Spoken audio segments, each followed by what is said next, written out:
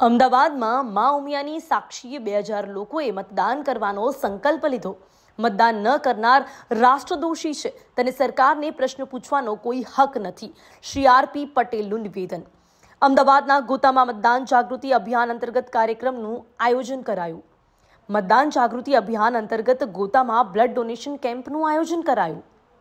જગતજનની મા ઉમિયાની આસ્થાને વિશ્વભરમાં ઉજાગર કરવાના સંકલ્પ સાથે વિશ્વ ઉમિયાધામ જાસપુર અમદાવાદ મુકામે 100 વીઘા જમીનમાં 1000 કરોડના સામાજિક નિધિ સહયોગથી વિશ્વની 9મી અજાયબી સમા વિશ્વના ઊંચામાં ઊંચા મંદિરનું નિર્માણ કાર્ય થઈ રહેલ છે।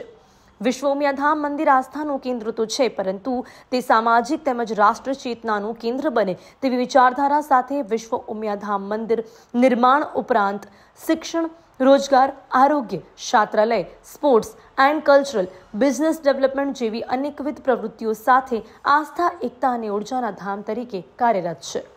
ત્યારે આધ્યાત્મિક ચેતનાથી રાષ્ટ્ર ચેતના અભિયાનમાં અંતર્ગત આવનાર લોકસભા ચૂંટણીમાં વધુમાં વધુ લોકો મતદાન કરે તે ઉદ્દેશ્યથી અમદાવાદના ગોતા વિસ્તારમાં મતદાન જાગૃત અભિયાનની શરૂઆત કરવામાં આવી, જેમાં મા ઉમિયાની સાક્ષીએ 2000 લોકોએ મતદાન કરવા અને કરાવવાના સંકલ્પ લીધા।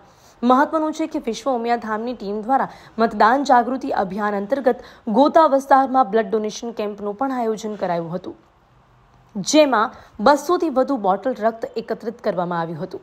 ત્યારે વધુમાં ઉમિયાધામના મતદાન જાગૃતિ અભિયાન અંગે વાત કરતા સંસ્થાના પ્રણેતા એવં પ્રમુખ શ્રી આર.પી. પટેલ જણાવે છે કે મતદાન ન કરનાર રાષ્ટ્રદોષી છે। જેને મતદાન નથી કર્યું તેને સરકાર સામે કોઈ પણ પ્રશ્ન ઉઠાવવાનો હક નથી। હંમેશા મતદાન કરનાર જ પ્રશ્ન પૂછી શકે છે। શ્રેષ્ઠ રાષ્ટ્ર નિર્માણ માટે મતદાન ફરજિયાત કરો। મતદાનના દિવસે જાહેર રજા છે એટલે ફરવા જતા રહેવાનું નથી, ફરજિયાત મતદાન કરવાનું છે।